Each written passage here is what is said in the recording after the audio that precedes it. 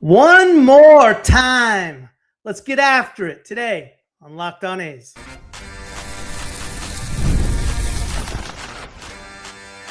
You are Locked On A's, your daily podcast on the Athletics, part of the Locked On Podcast Network. Your team every day.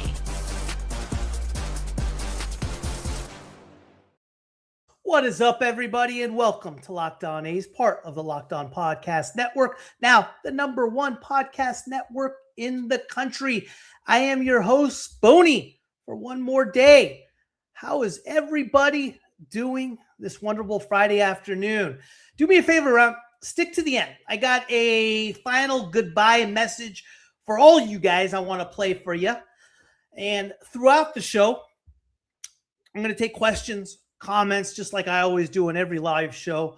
But first, what I always like doing this time of year, right before spring training gets going, is go through the odds for the A's. But like I said, throughout the show, we're going to take questions, comments, etc.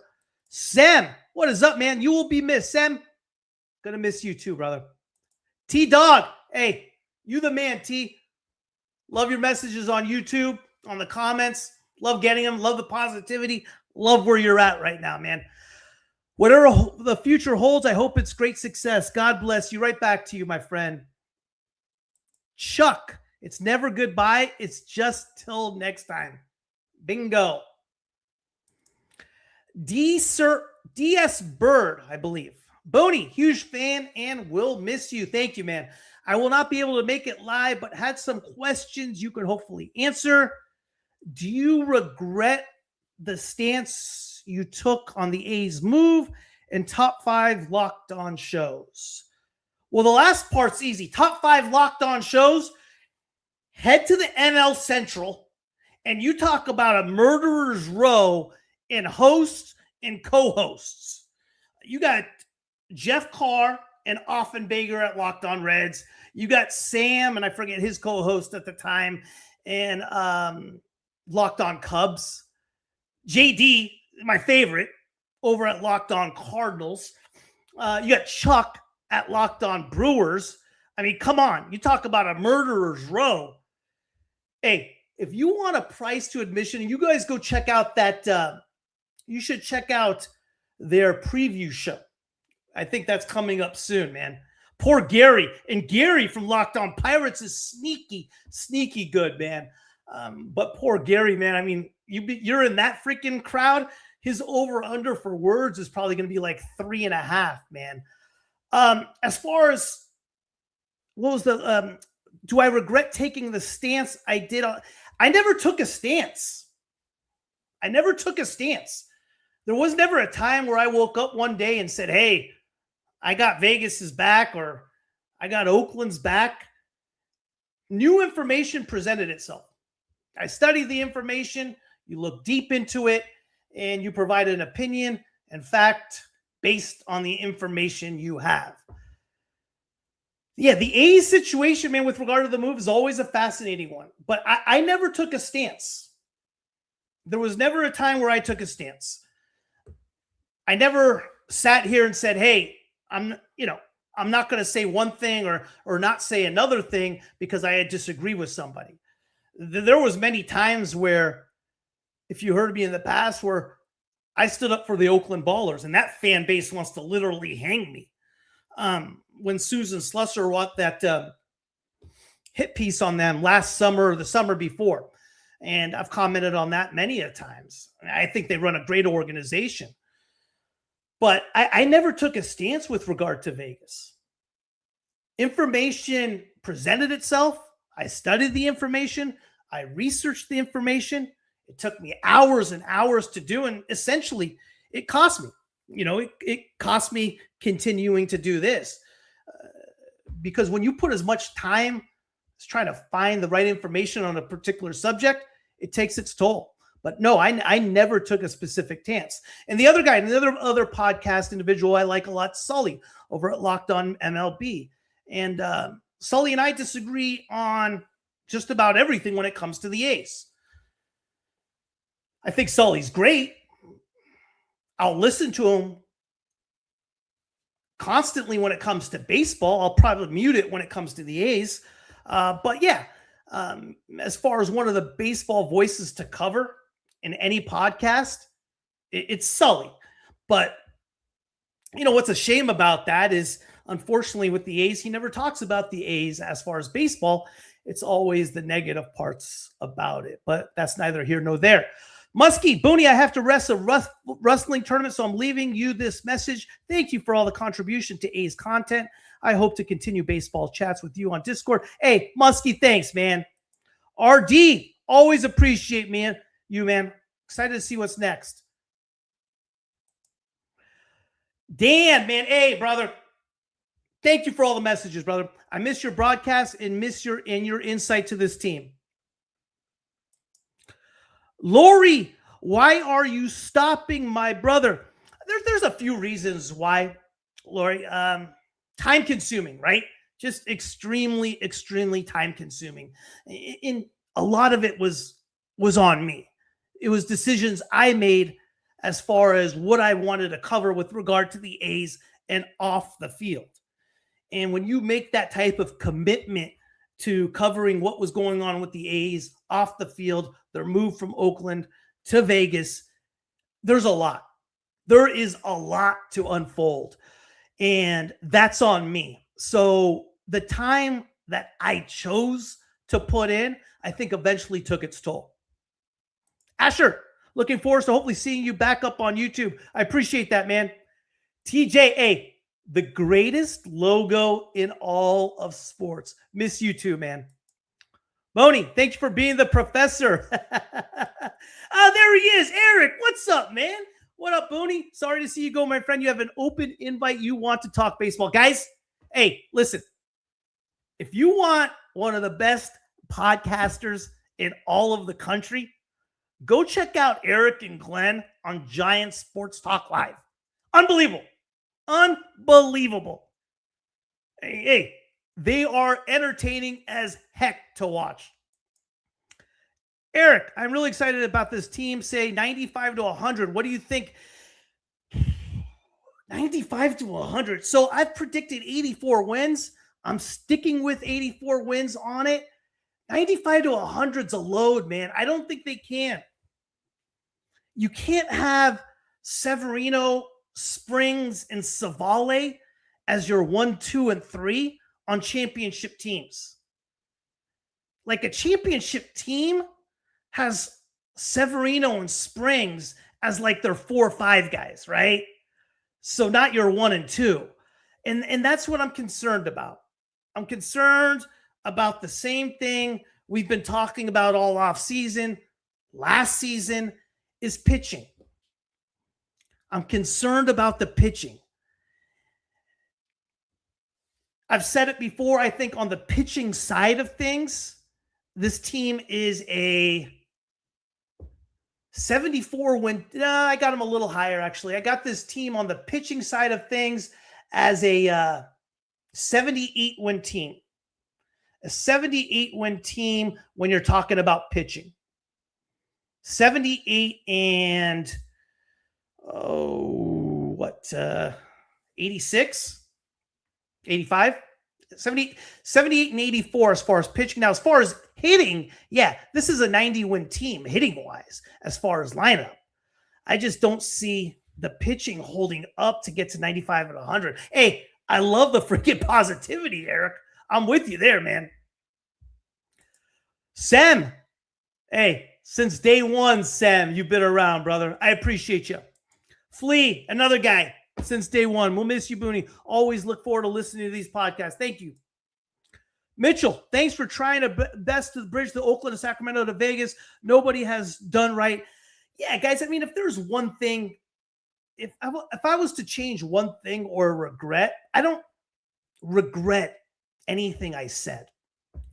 Everything I said, I backed with some sort of place I got it from, or I stated that it was an opinion.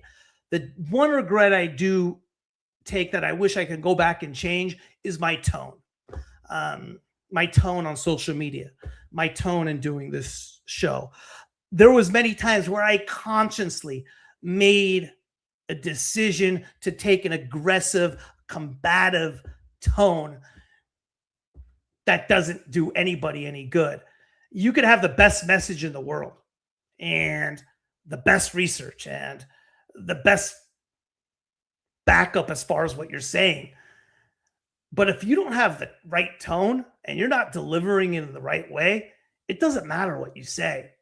So if I was to go back and change one thing, it wouldn't be anything what I said, but my tone was something that I wish I went back and took care of a little bit more. So I did try, but I failed at the same time on many of occasions, Mitchell. That's for sure. I failed on numerous occasions with regard to that. Cage, Booney, you're one of the reasons my passion for the A's is back. Hey, you made my day right there. That's what it's about. I've always followed them, but last season was a blast. Gonna miss post-game breakdowns with the group. Best. Hey, we got after it post-game, didn't we? How fun was that? How fun was post-game? TJ, yes, it was. Dad Pool, green and gold forever, no question. Eric, absolutely, man, and I will see you soon. Baseball fan, appreciate all your support. Time consuming when you dig in and get facts. Too many spread rumors without any research and usually wrong. Andres, appreciate the work you did. Not many people are covering the A's like you were this last year. Put a lot of time into it, man. And you guys made it what's it all about, man. TJ, we lost Jeremiah at Locked On Marlins too. Rough month. It goes in streaks like that, huh? What's up, Nick? Booney. What home series are you most looking forward to? I'm getting tickets to the Dodgers and Giants. I mean, well, hey, those are special. For me, I think there's a special rivalry that is starting to form between the Mariners and A's. I think it's a special rivalry that's starting to take form. What the A's and Mariners play, 12 times last year, was it? 11 times? 10 times? I know the Mariners won it 6-5, whatever it ended up being. But you talk about every game just being an absolute war. How fun were those games?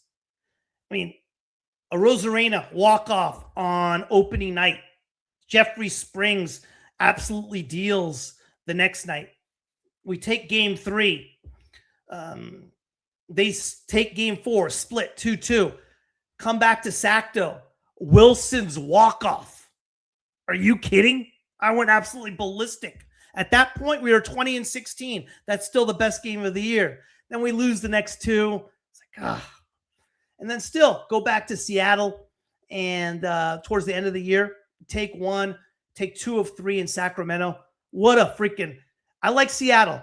Any Seattle series is the series I'm looking forward to most. That is a legit rivalry forming. Dude, your analysis has been spot on. Hey, I appreciate that, Timmy. Thank you, man.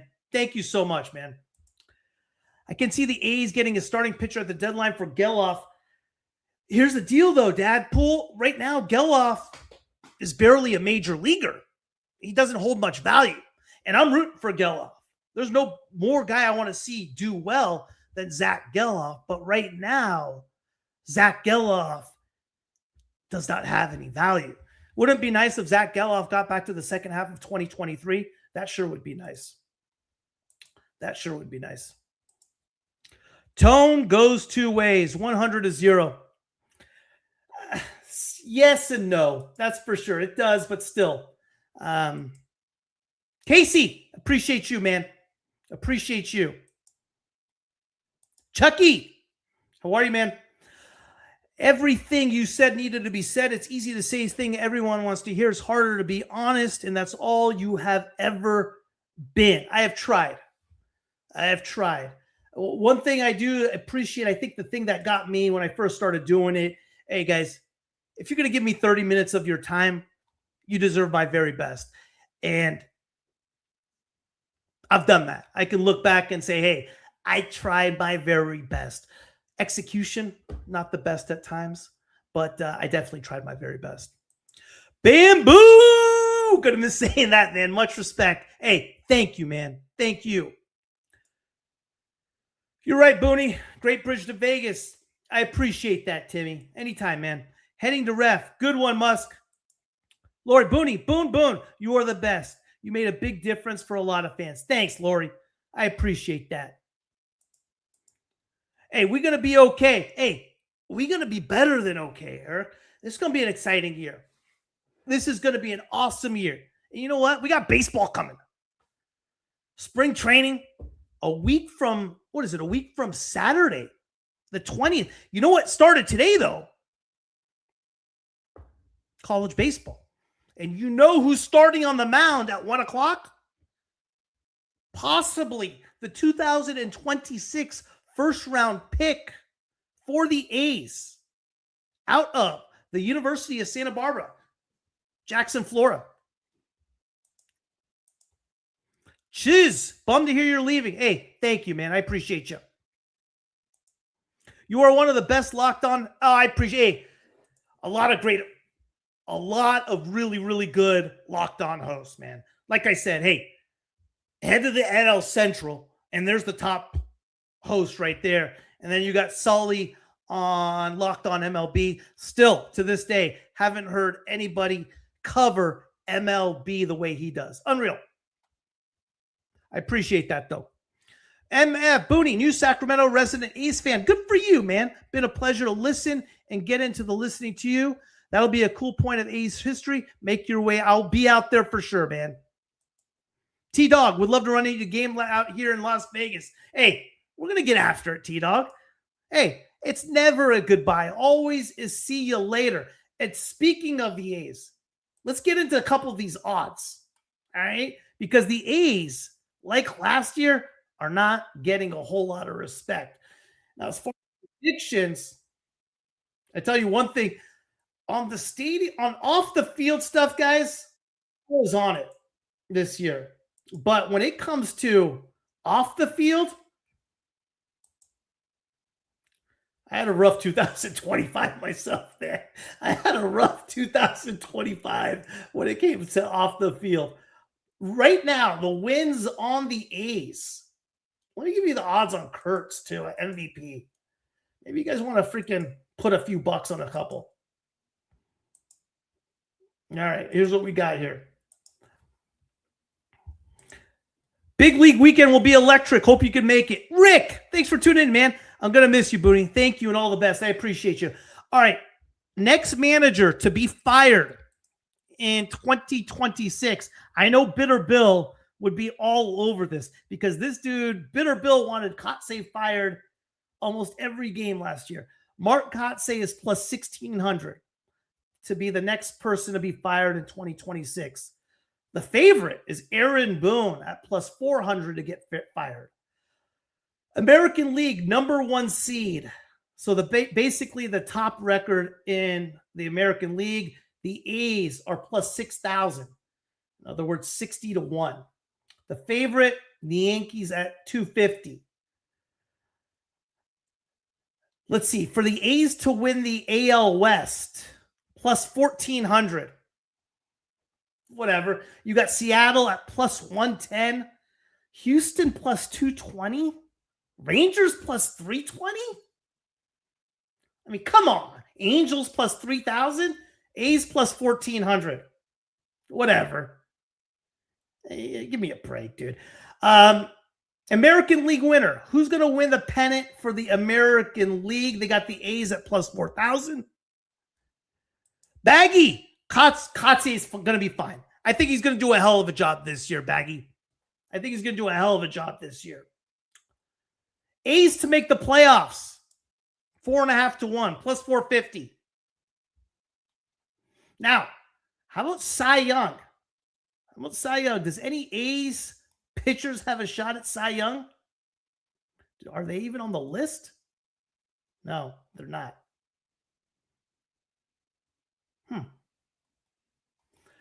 American League MVP winner. Nick Kurtz is 5th on the list, plus 1,400, tied with Julio Rodriguez and Jose Ramirez. You got Vlad at plus 1,200, Cal at plus 700, Bobby Witt at plus 450, Aaron Judge plus 190. Eric, Booney, the way you break down the A's as your best, Lawrence Butler has a good year. We got this, and we need a starting pitcher. What do you think about Mark McGwire joining the A's? And that's good. Yeah, I mean, it gives that veteran presence, a guy that's been there. I don't think you can have enough veterans around these young guys. Booney, do you believe any players will regress hitting sophomore slumps? Sodi, Kurtz, Wilson? That's a good question, because usually always somebody does, right? I said this at the end of last season with regard to Nick Kurtz. And you're going to know if Nick Kurtz is going to have a huge year by the amount of walks he takes. If Nick Kurtz is taking a lot of walks, he's going to have a monster year. Because Nick Kurtz's deal's always been discipline at the plate. He fell into ruts last year, up and down in Vegas and in the big leagues with regard to not being as patient as we like to see. Nick Kurtz, I believe, is an elite hitter. And I'm not just talking about power. I'm just talking about a great hitter. I feel the same way about Tyler Soderstrom. Tyler Soderstrom, to me, has that triple crown type of build where you can see a guy hitting 320 with 45 bombs and 120 RBIs. Kurtz does as well.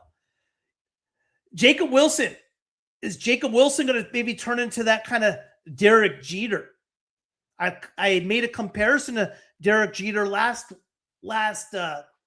offseason. Very similar. But is he going to get to the point where he's hitting 315, 320 and hitting in the low 20s in home runs? Because we saw some pop from him last year. I don't think so. To answer your question, I kind of answered it in a real roundabout way. I just think they're too elite and they're too patient to have any type of a sophomore slump. So I saw that too, T-Dog. 75.5 wins for the over. Take the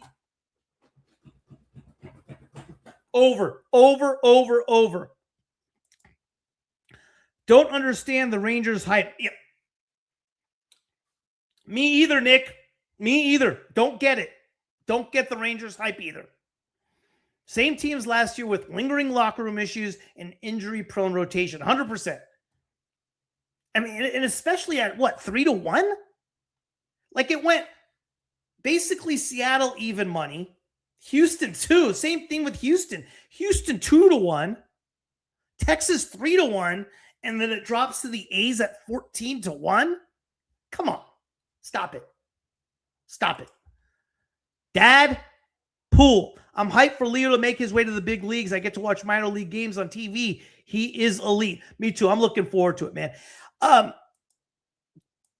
Another stud out there, man, that came on anytime I asked him. First guy was Jesse Goldberg Strassler, the play-by-play for the Lansing Lugnuts. What a stud. You hear him talk about prospects. That's how you talk about prospects. And how about Timmy Fitzgerald, voice of the Stockton Ports? He was on like 2 weeks ago. Another stud. Two guys that take their absolute time, give you everything they got, talk baseball with you, not at you. Two good, solid guys. I hope nothing for the best for those guys, man. Nothing for the best. What's up, Eric? Jacob Wilson with Lawrence Butler and Nick Kurtz. How can the A's not going to get on base more? I want to see the A's bunt more, make a score. Bunting's kind of gone away, hasn't it, Eric? I'm with you on that old school type of deal with regard to bunting a little bit more, moving the runner over. Let's see, as far as I'm still looking at the odds here, guys. I'm still looking at the odds. Best record in all of baseball. You got the A's at plus 50,000. Maybe. Hey, maybe it's a magical 2012 again. Who knows? RD, do you think we'll see Leo in Vegas this year? You're going to find out real soon. You're going to find out real soon, RD, because I think he is on a similar path, a little bit longer than Nick Kurtz. I anticipate that Leo is going to start in Double-A. If he goes to Double-A and just tears it up, it's not going to be long before he's going to get called up to Triple-A Vegas. Triple-A Vegas, everybody hits. So Nick Kurtz came up in 20, 25 games, and he tore it up. If he hits equally as well as Kurtz, at least average-wise, not necessarily power-wise, 45 games, but you're going to find out sooner than later. He's going to have to tear it up because they're going to want to be patient with him, as they should. He's going to have to tear it up. So the odds are against him getting called up to the big leagues this year. But hey, if he crushes it, why not? Booney, we can't have Jacob Wilson and Jeff McNeil bat second in the lineup. What do we think? So I still think you got to, and I know this is probably against what most people think. I still think you got to give an opportunity to Lawrence Butler to lead off. When this offense was the best in the second half of 2024, Lawrence Butler was leading off and tore it up. The offense was at a whole different level. He actually tore it up last spring as well in that leadoff spot. And then I think he just put a lot of added pressure on himself with the All-Star game being in Atlanta and just didn't end up being productive all year. But I think Lawrence Butler, for me, how I'm rolling with it is Lawrence Butler's your leadoff guy. Jeff McNeil's batting second against righties. Jacob Wilson's batting second against lefties. Then you got 3, 4, 5, 6, which is your combination of Kurtz, Soderstrom, Rooker, Langoliers. In that 7th spot, you're going to have Wilson or McNeil, depending on who's on the hill. And that's what's so critical about Butler being able to be productive in the leadoff spot. It also adds so much length to the lineup. So that's what I'm hoping. And Booney, if you look at our division, who are the scared of anymore? I don't see any team that's going to. I'm scared of Seattle, guys. I think Seattle's a monster. Here's what's crazy about the Mariners for me. The Mariners went into last year with the strength of their team being their starting pitching. That's what they were going to ride with. They didn't. Their starting pitching wasn't great last year, and they were hurt. But their hitting was darn good, man. Unbelievable good. They're a tough team, too. Guys like Arozarena brought toughness to them. I was thinking a little, same with Josh Naylor was an incredible pickup. I thought Polanco was going to hurt him a little bit, but then they go out and get Donovan. I think Julio Rodriguez is going to have an MVP type year. And if their pitching gets back to what it's supposed to be, yeah, I think Seattle's going to be brutal. Southpaw, just jumping on. Good luck. Booney, thanks for the consistent coverage. Hey, appreciate you, Southpaw. I hope this is not the last time I tell you Butler is a... That is funny. Guys, I think we're going to call it a day. I got a special message for you guys here. Stay on for the next few minutes. I could see Severino bouncing back this year. I think the A's ceiling this year is wild card berth, and the A's haven't hit the best lineup. Absolutely. Thank you, everybody. And here is a special message that I've recorded beforehand. Take it easy, guys. I'll see you when I see you. I miss watching baseball the way I did when I was a kid. Sitting there just hoping the A's would win, not knowing who owned the team, not caring what payroll was, not thinking about revenue streams or stadium politics. Back then, the game was simple: ball, bat, glove, scoreboard, heart rate through the roof in the ninth. Somewhere along the way, the conversation changed. It got louder, it got angrier, and it got more political. Instead of arguing about lineups and pitching matchups, we started arguing about balance sheets and city councils. And while learning that side of the game made me more informed, part of me will always miss when baseball was simply baseball, when being a fan was enough. You listened, you argued, you pushed back, you believed. This show was never just a podcast. It was a daily meeting place for people who refused to let the story of the A's be written by people who never cared enough to learn it. You trusted me with your time, and time is the one thing nobody gets back. That matters more than downloads, more than rankings, more than charts, more than any corporate metric ever will. You let me ride shotgun in your life during commutes, workouts, grocery runs, late nights, early mornings, and post-game therapy sessions after a brutal loss. I was far from perfect. I missed quite a bit, but I never coasted. I never, ever faked it. I never mailed it in, and I never stopped believing that this fan base deserves someone willing to say the quiet parts out loud. What we built together was bigger than wins and losses. We built a space where prospects mattered, where the business side wasn't hidden behind buzzwords, where hope wasn't laughed at, and where the future was allowed to be exciting again. We talked about the hard stuff, the money, the politics, the moves people didn't understand. If this show meant something to you, understand this.